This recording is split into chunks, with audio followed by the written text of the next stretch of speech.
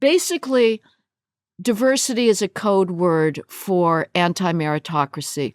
Diversity is a code word for racial preferences.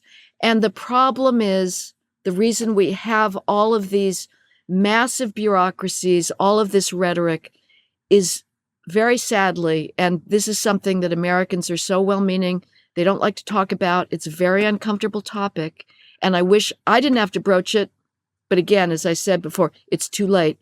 The time for racial etiquette even is too late.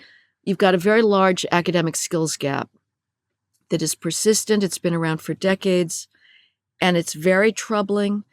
66% of Black 12th graders do not possess even partial mastery of the most basic 12th grade math skills, such as being able to do arithmetic or read a graph. The number of 12th grade Black students nationally who are proficient or advanced in math is too small to show up statistically. These are huge, huge gaps.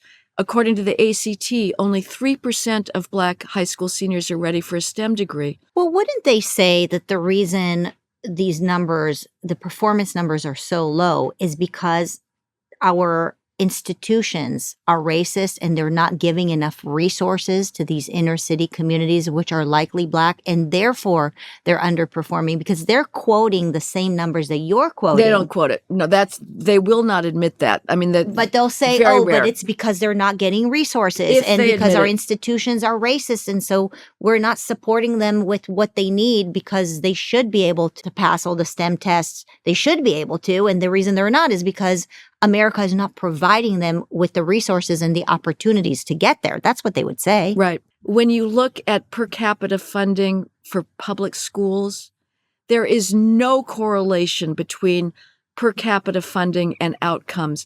Title I is a federal welfare program for schools that ladles taxpayer dollars. It takes it, sucks it up from local taxpayers nationally, sends it to the Department of Education, lots of bureaucratic spending taken out, and then funnels it back to so-called, poor, under-resourced schools.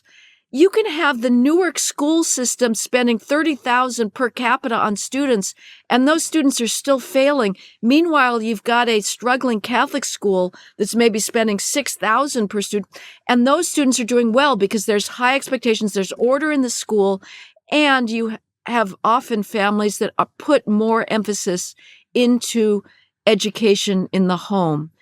At this point, the financial explanation simply does not hold up. There's just no correlation, Marissa. So our institutions are not to blame from a racial perspective.